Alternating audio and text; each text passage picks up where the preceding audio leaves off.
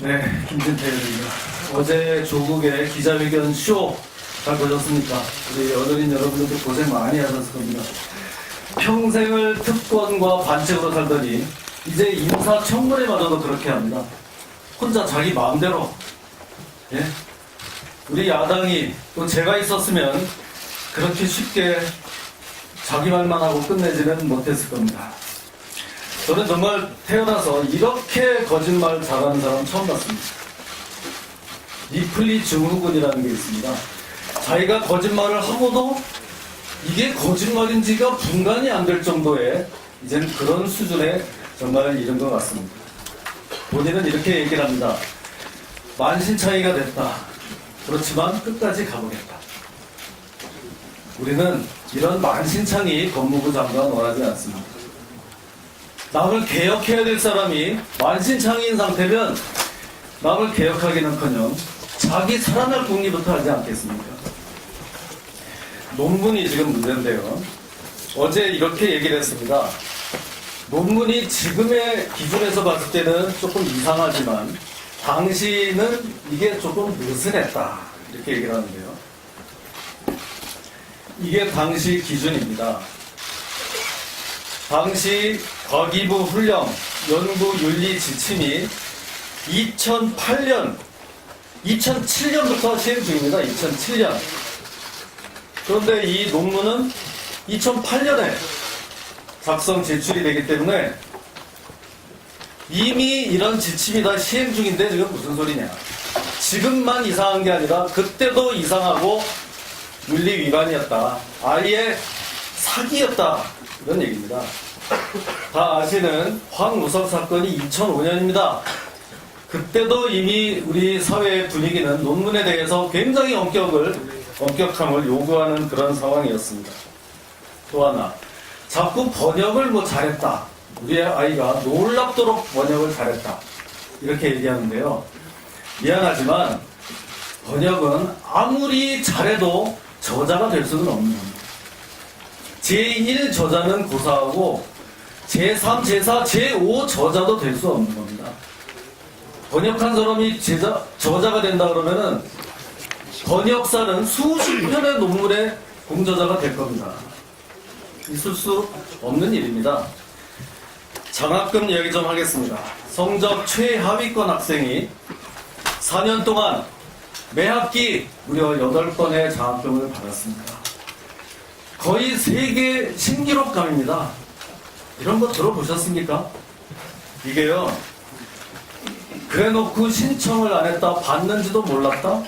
다 거짓말입니다. 신청하게 돼 있고 의대 장학금을 받았는지 안 받았는지 모를 정도로 그렇게 돈이 많습니까?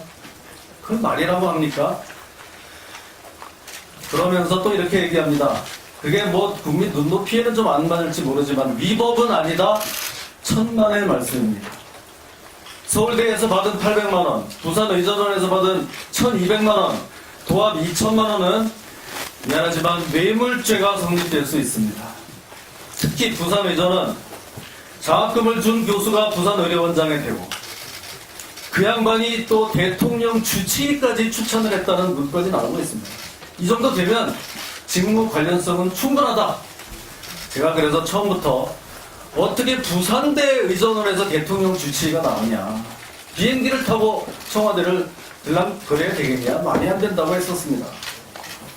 2015년 서울대에서는 생활고로 인해서 자살하는 학생까지 생겼습니다. 출발선이 다른지 몰랐던 불행한 운명을 맞은 한 학생의 이야기입니다. 생년월일 얘기 좀 하겠습니다. 자, 조국 딸의 생년월일이 왔다 갔다 합니다. 제가 봤을 때는 91년, 그래, 본인이 그렇게 얘기합니다. 9월에 태어난 아이를 학교를 일찍 보내려고 2월 달에 보냈다고 합니다. 2월 달에 신고를 했다고 합니다. 그것도 그렇게 할 수 없는 겁니다. 그렇게 23년을 살다가 의전원에 보낼 때는 갑자기 또 9월로 다시 돌아옵니다. 그러면 이 얘기는 뭡니까? 아이의 생년월일을 가지고 장난을 치고 있는 겁니다. 예? 이 아이는 태어날 때부터 입시를 위한 기획 후적으로 태어나게 될 겁니다. 처음에는 1분만. 처음에는 학교를 일찍 보내려고 또 앞으로 땡기고, 나중에는 의전원에 들어가려고 뒤로 또 땡기고. 그런데 완전 범죄는 없습니다. 이렇게 되면 병원에 출생증명서가 2개가 발급됐다는 얘기입니다. 그랬더니 병원은 밝힐 수가 없다. 어제 느닷없이 아이의 할아버지가 이걸 신고했다고 합니다. 그러면 누가 신고했는지만 밝히면 됩니다. 후적부를 보면 여기에 다 신고인이 나오게 돼 있습니다. 이것만 제출하면 모든 논란은 끝입니다. 오늘 중으로 이 아이의 후적부 기본증명서 이것만 제출을 하면 됩니다. 또 아이가 밤늦게 기자들이 찾아와서 불안에 떨고 있다고 얘기했습니다. 저는 그것도 믿을 수가 없습니다. 그런데 본인은 정작 국정원 여직원, 아이와 똑같은 28살 이 어린 여자가 그 사는 오피스텔 호수까지 공개를 했었습니다. 이런 이중 기준이 어디 있겠습니까? 이런 사람은 법무부 장관이 될 자격이 없다고 생각합니다. 마치겠습니다. 지금 중요한 질문을 하셨는데요. 그 논문을 쓴 것이 과연 고려대학교에 들어가는데 어떤 기여를 했느냐, 이게 아주 핵심 중에 핵심이 지금 되겠습니다. 자, 여기에 대해서 답변을 할 때 처음 이 문제가 나왔을 때 이 조국 후보 쪽에서는 어떤 반응이 나왔느냐 하면 자기소개서 자체를 쓰지 않았다. 또 어떤 논문이나 어떤 이런 서류를 학교 측에 제출한 적이 없다. 이렇게 답변이 바로 나왔었습니다. 그래서 저는 정말 이상하게 생각했죠. 그렇게 힘들게 논문을 써가지고 아예 그거를 자기소개서도 안 내고 대학을 갔을까? 의아하게 생각하고 일단 전형을 봤는데 여기서부터 이제 거짓말이 나옵니다. 바로 이 세계 선도 인재 전형이라는 거, 조국 후보의 딸이 들어간 그 전형. 이게 일부 언론에서는 너가 아버지 뭐 하시노? 소위 아버지 뭐 하시노? 전형이라고까지 언론에 보도했던 그건데요. 거기에 자기소개서 다른 서류 제출하도록 돼 있습니다. 그런데 8월 20일 날 조국 후보 청문회 준비단에서는 제가 지금 그대로 읽는데요. 자기소개서 등은 그런 평가 방법이 그런 것이 없습니다. 이렇게 지금 거짓말을 한 거예요. 그래서 이제 우리가 자기소개서는 냈겠구나. 그 전형에 이거를 내도록 돼 있으니까. 그런데도 제출을 안 했습니다. 후보 측에서 제출을 안 하다가 바로 이 자기소개서가 이제 알려지게 되는데 이것도 후보가 제출한 게 아닙니다. 딸이 이걸 가지고 인터넷 공간에다가 이걸 올리고 뭐 팔았다는 말이 있죠. 몇만 원까지 받아가면서 이걸 그러니까 이게 이제 입수가 된 겁니다. 거기 보니까 2줄이 딱 나와 있습니다. 바로 그 논문, 단국대학교 의료원 의과대학 연구소에서의 인턴십 성과로 나의 이름이 논문에 오르게 되었으며 2줄 이렇게 나와 있죠. 입시 전문가들의 진술, 또 많은 이 경험자들에 의하면 이 자기소개서에서 적어도 한 줄 이상을 적었을 때는 여기에 대한 첨부 서류를 내게 돼 있다. 큰일 난다, 이거를 안 내면. 이 2줄 적기 위해서 그 고생을 하니까 증빙 서류를 반드시 내도록 돼 있다는 것이 많은 사람들의 진술인데 지금 조국 후보는 계속 이거를 안 냈다고 합니다. 고려대학교에서 이 서류가 논문이 접수됐는지를 확인을 해줘야 되는데 그게 지금 현재까지 안 돼 있는 상태예요. 자, 그럼 이제 우리가 생각하는 것이 자기소개서에는 이렇게 쓰고 첨부 서류로 그 논문 자체를 이제 냈을 것 같은데 아직 정확히 확인 안 됐지만 만약에 안 냈으면 그러면 이거는 영향을 안 미치는 것이냐, 당락에 영향을 안 미치는 것이냐, 그거는 아니죠. 그거는 여기다가 자기소개서에다가 나는 이런 걸 했습니다, 우리는 지금 이게 잘못됐다, 거의 사기다, 이런 걸 얘기하는데 그러면 그게 사기인 거지. 그 어떤 서류를 꼭 내야지만 그게 되는 거는 아니다라고 보는 거고요.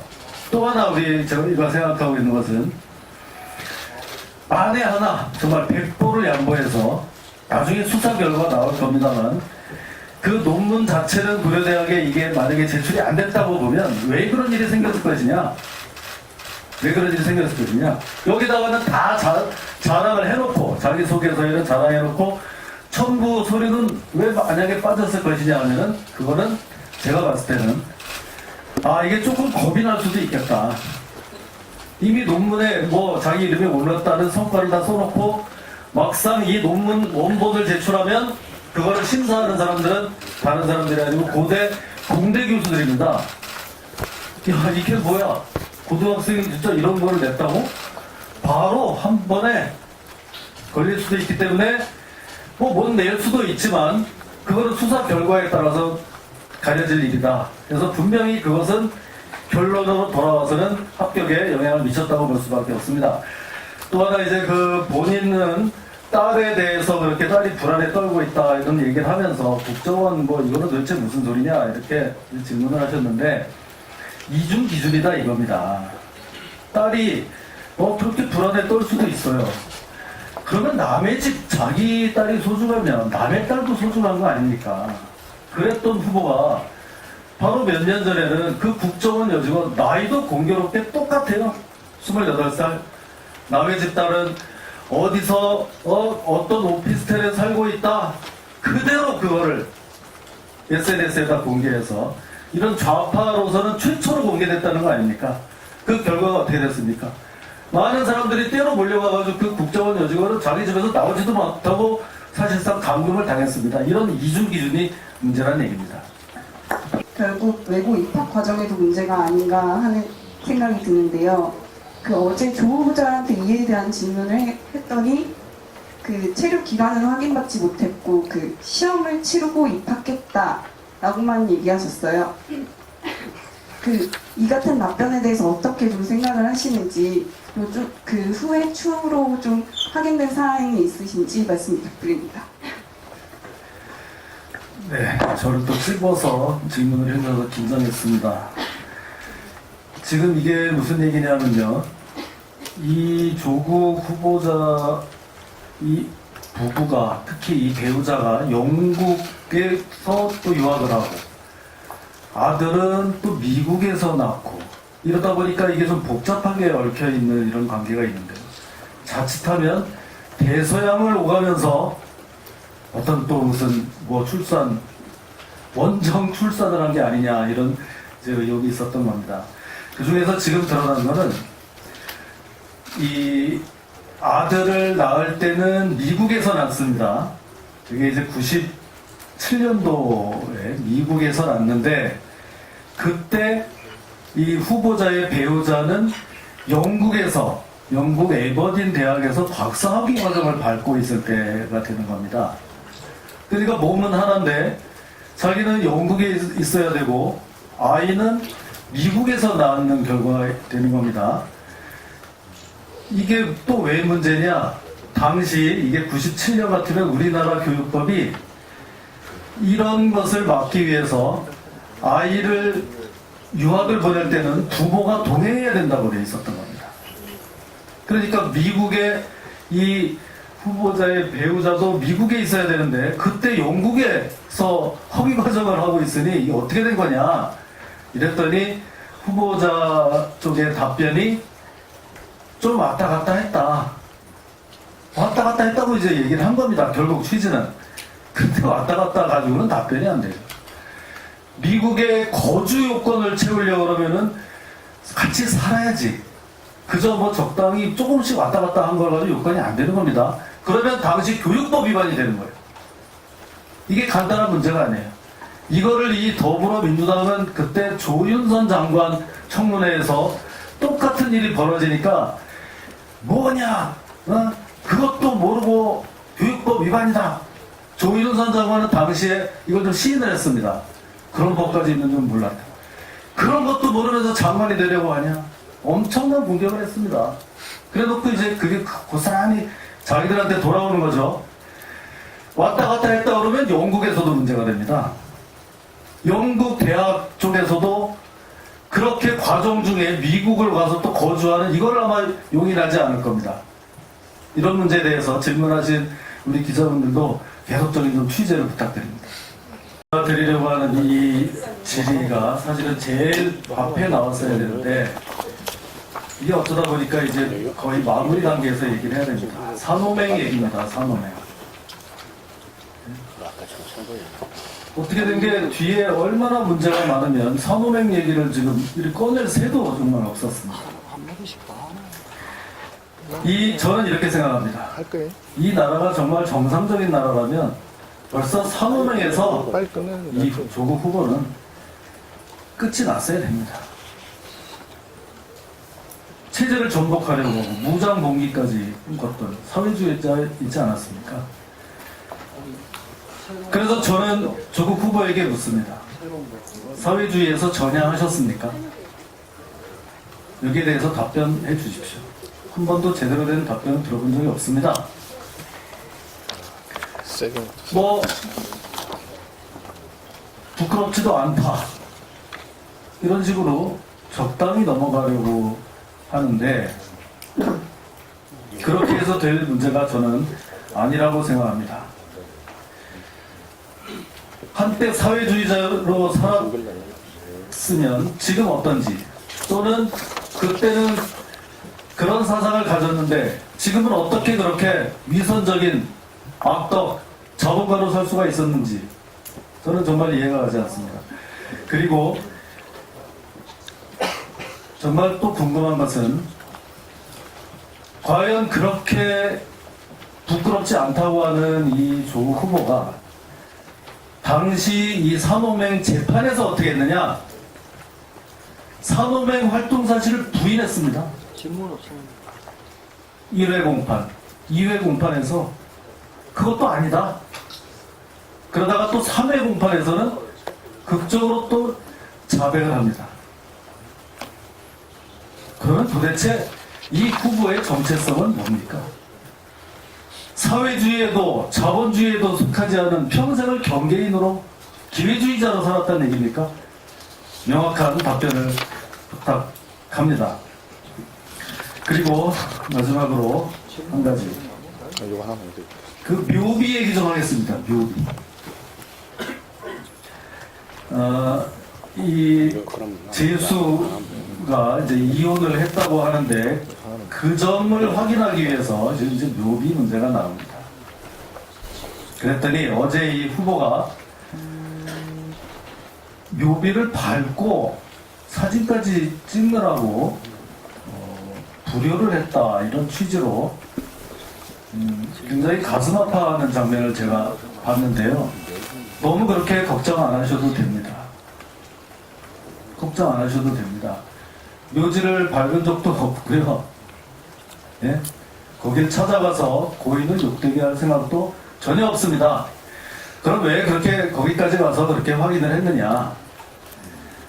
먼저 이혼했다는 며느리가 그 뒤에 돌아가신 그 시아버지 거기에 묘비 정말 어떻게 돼 있는지 갑자기 그런 생각이 들어서 제가 그 부산에 사는 분에 한번 가서 한번 확인을 해보면 좋겠다 이렇게 했더니 그분이 이제 가 본 겁니다. 거기에 그야말로 이혼했다니까 거기에 나와 있지도 않으면 저도 그런가 보다 알고 수긍했을 겁니다. 근데 거기에 며느리로 딱 적혀 있지 않습니까? 그래서 그 사진을 찍어서 이제 주장을 하게 된 거고요. 묘지를 자꾸 밟은 것까지 이걸 걱정하시는데 거기는 장방형으로 된 40cm, 40cm짜리 그 묘비가 그대로 이렇게 돼 있고 이게 봉분이 있다거나 뭐 그런 우리가 보통 생각하는 그런 묘소가 아닙니다. 그 묘비, 장방형 묘비 안쪽에 뼈를 이렇게 갈아서 그 옹관에다가 이렇게 모셔둔 그런 형태의 소위 평묘지이기 때문에 그 묘비를 제외한 다른 구역은 밟으면서 돌아다녀도 그거는 묘지가 아닙니다. 그리고 거기는 통로이기 때문에 그런 걱정을 전혀 해보실 필요가 없고 어떻게 그 부친의 묘소의 그 구조를 제대로 파악하지 못하고 있는지 오히려 걱정될 따름입니다.